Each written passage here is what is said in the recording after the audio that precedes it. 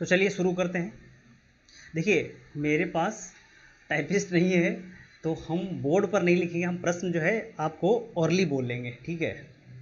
और आपको आंसर देना है, देखते हैं कितना तैयारी है किसका किसका।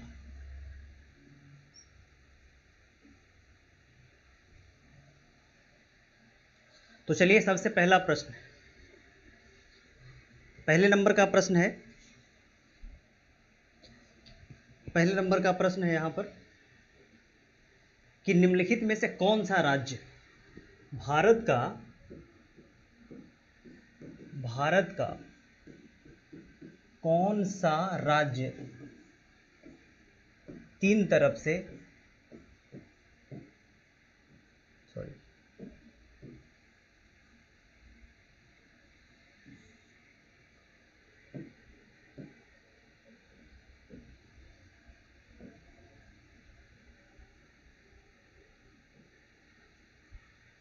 तीन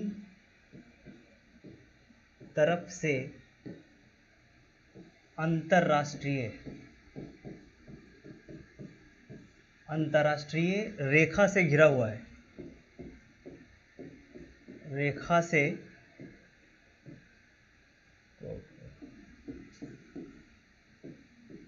घिरा हुआ है। तो ऑप्शन नंबर 1 है त्रिपुरा, ऑप्शन नंबर 2 है बिहार, ऑप्शन नंबर 3 है जम्मू एंड कश्मीर, और ऑप्शन नंबर 4 है वो है आपका जो है सिक्किम। बताइए कौन सा ऐसा राज्य है जो तीन तरफ से अंतर्राष्ट्रीय सीमा से घिरा हुआ है। कमेंट कीजिए जल्दी जल्दी।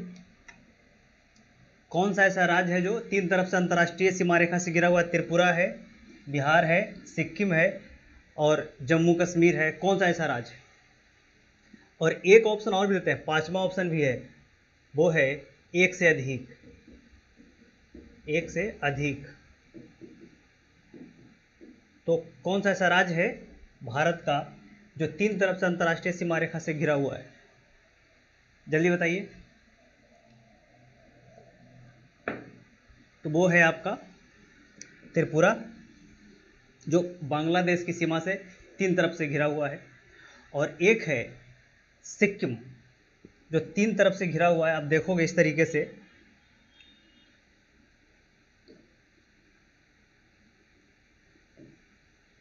देखिएगा तो आपको दिख जाएगा, ये भारत का मैप है। इससे आपको ये भारत का मैप है।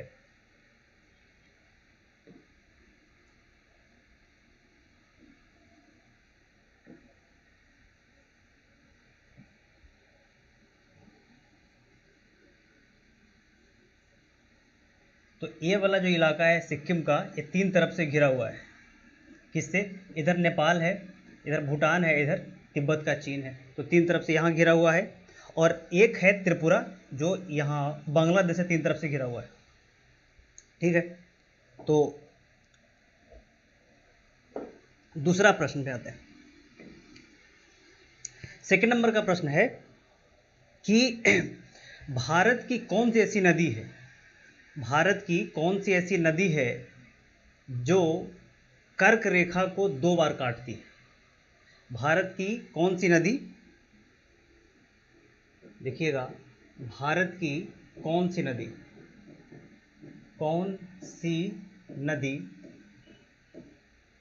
कर्क रेखा को दो बार काटती है, दो बार काटती है? ऑप्शन में एक है, पहला option Narmada, option number B है, एक बी ऑप्शन है गंगा, सी ऑप्शन है लूनी, और डी ऑप्शन है माही, और ई ऑप्शन है कोई नहीं। अब बताइए कि भारत की कौन सी नदी है जो कर्क रेखा को 2 बार काटती है? तो आंसर जल्दी बोलिए। ये आप लोग शेयर नहीं करते, गड़बड़ बात है। आंसर जल्दी बताइए कि कौन सी नदी है जो कर्क रेखा को 2 बार काटती है? देखिए इसका सही आंसर है माही नदी। देखिए माही नदी जो है वो विंध्याचल पर्वत से बहती है। ये जो माही नदी है ना, ये जो है माही नदी जो है ना, ये विंध्याचल से बहती है। विंध्याचल पर्वत से निकलती है और ये बहती कहाँ है? तो बहती है ये गुजरात में और राजस्थान में, और एक स्थान और जो है ये, हाँ नहीं, गुजरात और राजस्थान में।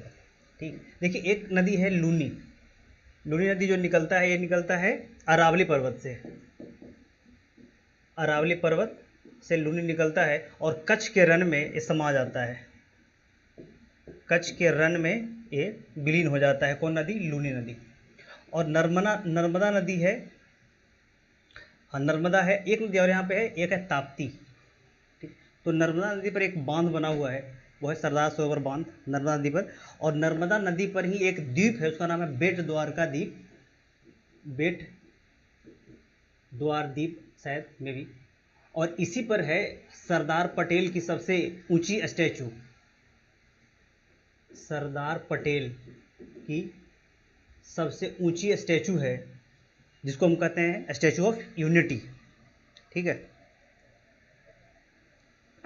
तो ये ध्यान रखिएगा ये प्रश्न। चलिए अगला प्रश्न पे आते हैं हम। तो एक प्रश्न है काफ़ी महत्वपूर्ण प्रश्न है कि चुंबी वैली कहाँ है? चुंबी वैली कहाँ है? तो इसको ऐसे कर लेते हैं, चुंबी घाटी स्थित है। बताइए चुंबी घाटी कहाँ स्थित है? कमेंट करके लगातार बताते रहिए आप लोग।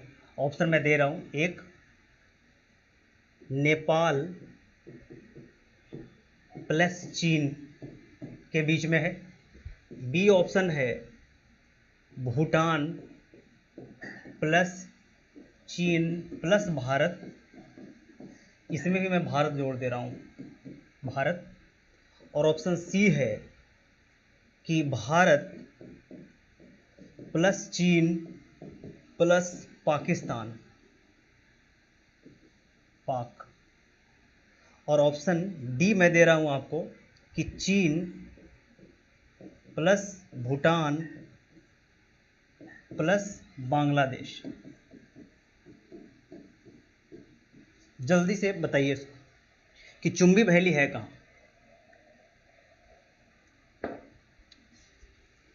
बताइए जल्दी चुंबी वैली। तब तक मैं इसका एक मैप बना देता हूँ।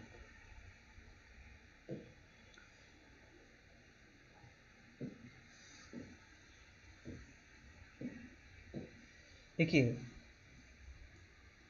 ये है हमारा प्यारा भारत,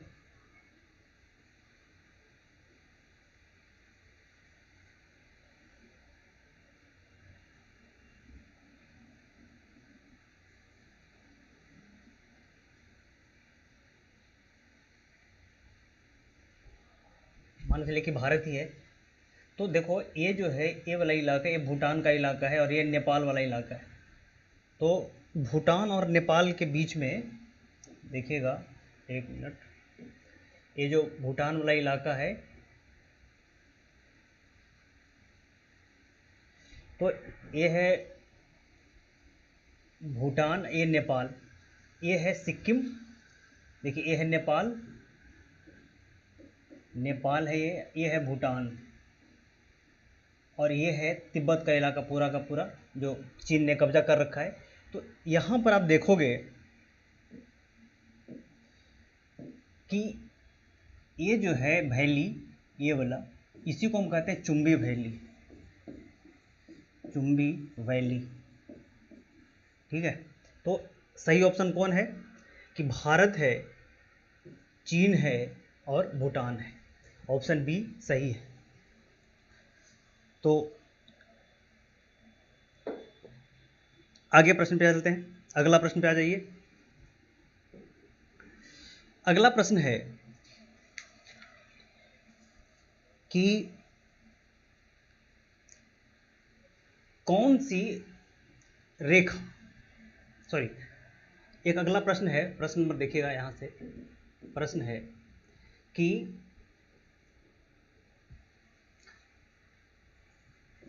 भारत के कितने राज्य स्थल रुद्ध हैं, स्थल रुद्ध हैं। ए ऑप्शन है 3, बी ऑप्शन है 4,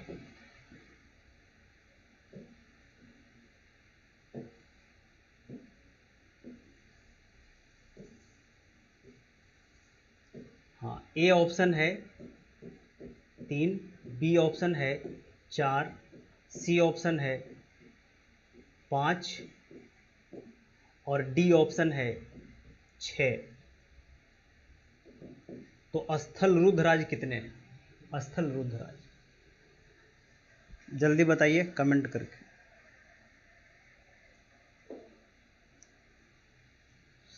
स्थल रुद्ध राज्य कितने हैं?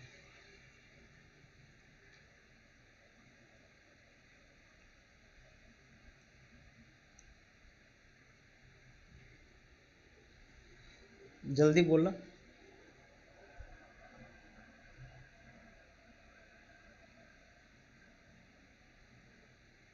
स्थल रुद्ध राज्य कितने हैं जो स्थल से गिरा हुआ है?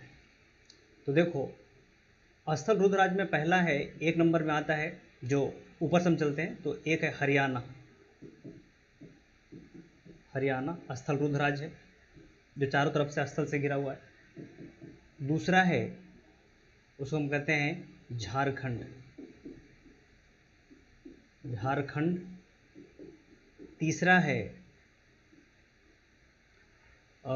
छत्तीसगढ़। चौथा है तेलंगाना। और भी है कोई, हाँ और भी है ना, पांचवा है मध्य प्रदेश। मध्य प्रदेश। ये जो 5 राज्य हैं वो स्थल रुद्ध राज्य हैं। स्थल रुद्ध राज्य वो होते हैं जिनकी सीमा न कोई बाउंड्री से लगा हो, मतलब अंतर्राष्ट्रीय सीमा से लगा हो, और न ही उसकी सीमा कोई महासागर से लगा हो। तो स्थल रुद्ध राज्य होने के लिए क्या चाहिए? स्थल रुद्ध राज्य, ये, या फिर कभी कभी पूछ देते हैं कि स्थल रुद्ध देश कौन है। ठीक है, स्थल रुद्ध देश या राज्य होने के लिए क्या चाहिए कि कोई अंतर्राष्ट्रीय बाउंड्री नहीं हो, कोई अंतर्राष्ट्रीय सीमा नहीं हो, इंटरनेशनल बाउंड्री कोई नहीं हो, और दूसरा न कोई वाटर बॉडी हो,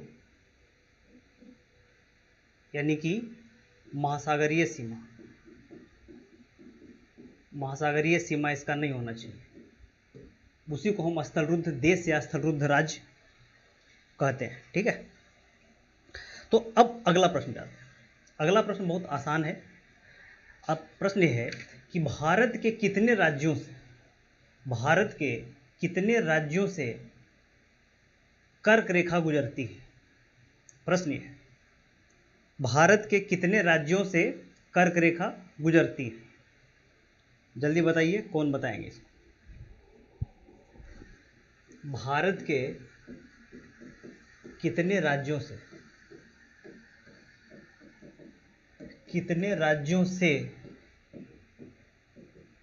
कर्क रेखा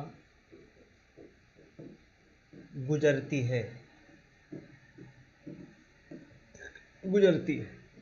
ऑप्शन है 8, ऑप्शन बी है 9, ऑप्शन सी है 10 और ऑप्शन डी है 7 और ऑप्शन ई में है कोई नहीं। कोई नहीं, जल्दी बोलिए।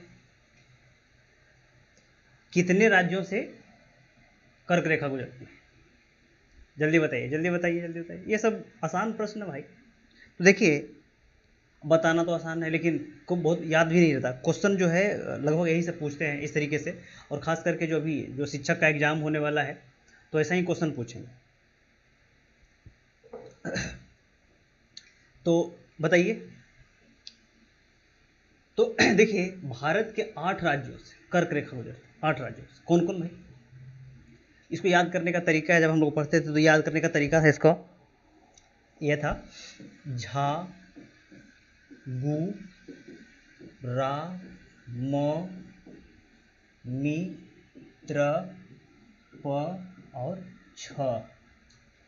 झागुराम मित्र पक्ष, बड़ा इंपॉर्टेंट है। देखिएगा, झा से झारखंड, झारखंड, गु से गुजरात, रा से राजस्थान, राजस्थान, म से मध्य प्रदेश और मी से मिजोरम, मिजोरम, त्र से त्रिपुरा और प से पश्चिम बंगाल और छ से छत्तीसगढ़। तो ये जो 8 राज्य हैं इनसे कर्क रेखा गुजरती है। ठीक, कर्क रेखा भारत को 2 बराबर भागों में विभाजित करती है। ठीक, कर्क रेखा। अच्छा, एक प्रश्न है, देखिए कितने लोग इसको बताएंगे। प्रश्न यह है कि कर्क रेखा और मकर रेखा, है ना, देखिए कि कर्क रेखा और मकर रेखा, यहाँ पे देखेंगे कि कर्क रेखा एवं मकर रेखा, मकर रेखा का महत्व क्या है? महत्व क्या है, कौन बताएगा इसको? एक लाइन, कर्क रेखा और मकर रेखा का महत्व क्या है? जो आए, जिनको आएगा वो कमेंट करेंगे भाई। ठीक है, अगला प्रश्न में हम लोग चलते हैं। अगला प्रश्न है कि भारत के कितने राज्यों से, भारत के कितने राज्यों से प्रधान यामोत्तर, भारत के कितने राज्यों से प्रधान यामोत्तर रेखा गुजरती है? जल्दी बताइए। प्रश्न है कि भारत के कितने राज्यों से प्रधान यामोत्तर, मतलब भारत का, सॉरी इसको गलत सेंस में ना लें, हमने थोड़ा, कितने राज्यों से यामोत्तर रेखा का, भारत कितने राज्यों से यामोत्तर रेखा, यानी कि भारत का यामोत्तर रेखा, या फिर उसको ऐसे यामोत्तर ऐसे कर लेते हैं हम लोग कि भारत के कितने राज्यों से भारत का समय रेखा, जिसको ये कहते हैं ना इंटरनेशनल टाइम, सॉरी भारत का टाइम, जो भारत का जो है क्या कहते हैं, समय रेखा, कितने राज्यों से भारत का समय रेखा, भारत की समय रेखा गुजरती है। ऑप्शन नंबर ए में है 3 राज्य, ऑप्शन नंबर बी में है 4 राज्य, ऑप्शन नंबर सी में है 5 राज्य, ऑप्शन नंबर डी में है 7 राज्य। कितने राज्यों से जो है आपका समय रेखा गुजरता है भारत का? तो जल्दी बताइए, जल्दी बताएंगे भाई, भारत कितने राज्यों से समय रेखा गुजरता है? कमेंट भी कर लो, कमेंट। अच्छा, 5। देखिए, भारत के कौन कौन से राज्य देख लेते हैं कौन। तो पहला है यूपी, यूपी से गुजरता है। दूसरा है एमपी से गुजरता है, जैसा छत्तीसगढ़ से गुजरता है, छत्तीसगढ़। और एक है आपका,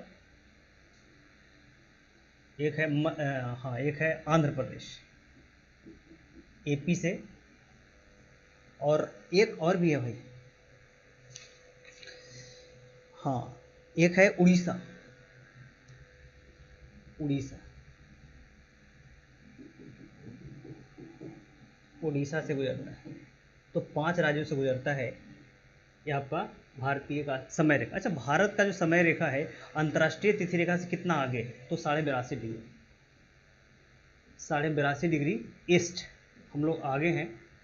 यानी कि अगर भारत में अगर सुबह के 6 बजे, तो ब्रिटेन में कितना बजेगा?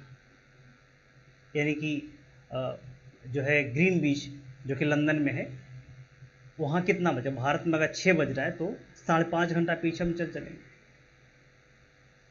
ठीक है, यानी कि 12:30। अब आगे चलते हैं, अगला प्रश्न पे आइए। अगला बहुत महत्वपूर्ण प्रश्न है, इसको आप अगर बना देते हैं तो हम समझेंगे कि आपकी तैयारी अच्छी है। एक प्रश्न है कि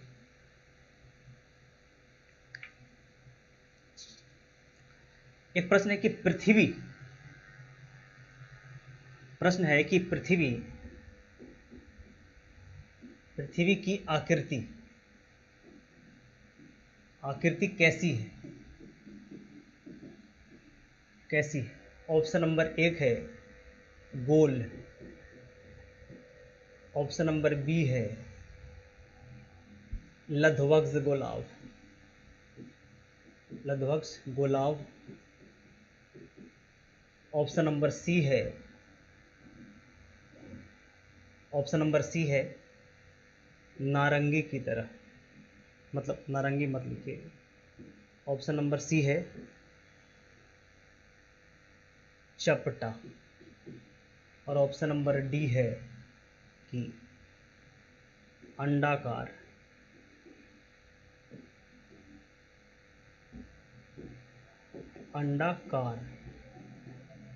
क्या है इसका सही आंसर? पृथ्वी की आकृति कैसी?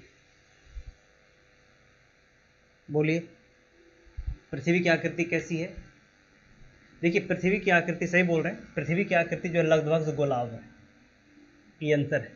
पृथ्वी की आकृति लधवक्ष गोलाव है। लधवक्ष गोलाव का मतलब होता है कि वैसा गोला, लधवक्ष गोलाव का मतलब होता है वैसा गोला जिसके दोनों ऊपर के भाग चपटे हों और बीच का भाग उभरा हुआ, दैट इज कॉल्ड लधवक्ष गोलाव, यानी कि जियाड। इस प्रकार से ऐसे,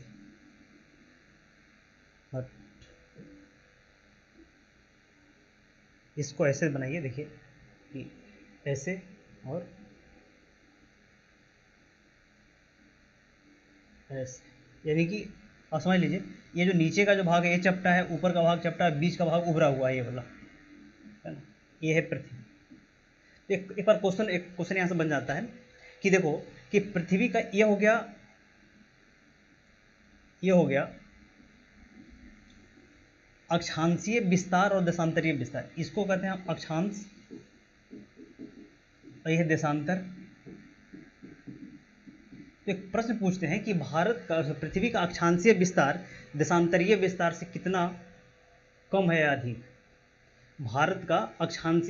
पृथ्वी का अक्षांशीय विस्तार देशांतरीय विस्तार से कम है, अधिक है, बराबर है, कि इनमें से कोई नहीं है?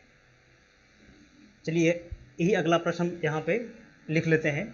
इसका आंसर लधवक्ष गोलाव है। ठीक है, इससे जुड़ा हुआ एक प्रश्न देखिए, लधवक्ष गोलाव का मतलब क्या है कि ऊपर का जो पोल का भाग है, ये वाला भाग चपटा है दोनों, और बीच का भाग उभरा हुआ है, तो इसको हम कहते हैं लधवक्ष गोलाव। अच्छा, लधवक्ष गोलाव के कारण ही पृथ्वी का जो अक्षांश रेखा है, पृथ्वी का जो विषुवत रेखा है, यानी कि 0 डिग्री अक्षांश रेखा है या भूमध्य रेखा है, यहाँ पर गुरुत्वाकर्षण शक्ति कम होती है। और कम कैसे होती है, देखिए इसको भी समझ लीजिए। कम इसलिए होती है क्योंकि पृथ्वी जब घूर्णन करती है तो दो प्रकार के फोर्स होते हैं, एक होता है सेंट्रीफ्यूगल फोर्स, एक लगता है सेंट्रीपिटल फोर्स, यानी कि एक अपकेंद्रीय बल, दूसरा अभिकेंद्रीय बल। अभिकेंद्रीय बल का मतलब होता है कि बाहर से केंद्र की ओर बल लगेगा, और अपकेंद्रीय बल का मतलब है केंद्र से बाहर की ओर बल लगेगा। तो इन इलाकों में जहाँ पर पृथ्वी का ये वाला भाग उभरा हुआ है, यहाँ पर केंद्र से बाहर की ओर बल लगता है। यही कारण है कि यहाँ पर हमें ग्रेविटेशनल फोर्स कम महसूस होता है, और यही कारण है कि भारत की जो की स्थिति है, भारत इस इलाके में फैला, यहाँ पर है, इस इलाके में है, हाँ भारत यहाँ पर है। यही कारण है कि हमारे जितने भी प्रक्षेपण केंद्र हैं, ठीक है, श्रीहरिकोटा वगैरह जो भी है, इधर जो नीचे यहाँ पे थुम्बा, तो ये सब जितने भी हैं वो साउथ इंडिया में इसलिए हैं ताकि प्रक्षेपण करने में, हम किसी भी रॉकेट को लॉन्च करेंगे तो हमें जो है पृथ्वी के खिलाफ कम बल लगाना पड़ेगा पृथ्वी से बाहर जाने के लिए, क्योंकि यहाँ पे ऐसे भी जो ग्रेविटेशनल फोर्स है यानी गुरुत्वाकर्षण शक्ति वो कम है। यही कारण है कि यहाँ पर जितने भी साउथ इंडिया का जो इलाका है, दक्षिण भारत का इलाका है, इसी इलाके में हम लोग जो है प्रक्षेपण केंद्र बनाते हैं, यान का जो है प्रक्षेपण करते हैं। अच्छा, अभी हाल में भारत जो है, अभी इधर ये आपका जो अंडमान निकोबार द्वीप है ना, यहाँ पर भी एक रॉकेट लॉन्च का, एक लॉन्च पैड बनाने का जो है वो काम चल रहा है। तो जिसे से हम देखिए, अब आपको तो पता ही होगा, कि नहीं पता तो मैं बता रहा हूँ आपको, कि भारत का अक्षांशीय विस्तार जो है इस प्रकार से, ये जो भारत है ना, इसका अक्षांशीय विस्तार कितना से कितना है। तो याद रखिएगा कि जो पूरी, मतलब कि एक भारत का अगर हम ये करते हैं, क्या करते हैं कि स्थलीय सीमा की बात करते हैं, अगर द्वीपीय सीमा की बात नहीं करते, स्थलीय सीमा की बात करते हैं, तो भारत जो है यहाँ पर आप देखो कि कन्याकुमारी का जो इलाका है, यहाँ पर अक्षांश जो है वो है 8/4, और जम्मू कश्मीर यानी कि लद्दाख, जम्मू कश्मीर का जो इलाका ये है 37, हाँ 8/4 से 3700, और देशांतरीय विस्तार है जो यहाँ है इस इलाके में, यानी कि गुजरात के कच्छ में, ये है 68/7 से 97/25, कहाँ, अरुणाचल प्रदेश 97/25, ये वाला इलाका, ठीक है। तो इस कारण से जो है जितने भी लॉन्च पैड होते हैं वो कहाँ होते हैं, तो विषुवत रेखा के नज़दीक। अब देखिए विश्व में जितने भी लॉन्च पैड बने, लगभग जहाँ से ज़्यादा प्रक्षेपण किया जाता है, आसानी से प्रक्षेपण किया जाता है, वो सारे के सारे जो है विषुवत रेखा के नज़दीक है, ठीक है। आगे चलते हैं। अगला प्रश्न है कि क्षेत्रफल की दृष्टि से भारत विश्व में कौन सा स्थान रखता है। क्षेत्रफल की दृष्टि से भारत विश्व में कौन सा स्थान रखता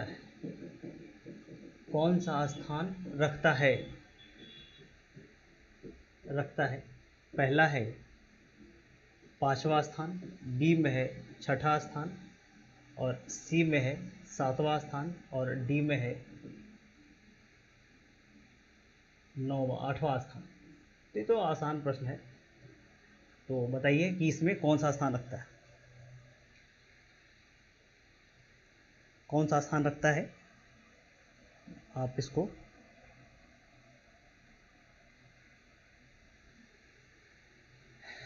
बताइए। तो ये है आपका 7वां स्थान हम लोग रखते हैं। पहले स्थान पर कौन है, रूस है। दूसरे स्थान पर कौन आता है, कनाडा। तीसरे स्थान पर कौन आता है, ठीक है, तीसरे में चाइना और यूएस में विवाद होता है, तो ये आता है यूएस यानी कि अमेरिका। चौथे स्थान पर आता है चीन। 5वें स्थान पर आता है आपका जो है ऑस्ट्रेलिया, और 6ठे स्थान पर ब्राज़ील, और 7वें स्थान पर हम लोग आते हैं। तो ये आप याद रखिए, ठीक। तो इस सेशन में हम इतना ही रखेंगे, आगे के सेशन में आगे तक।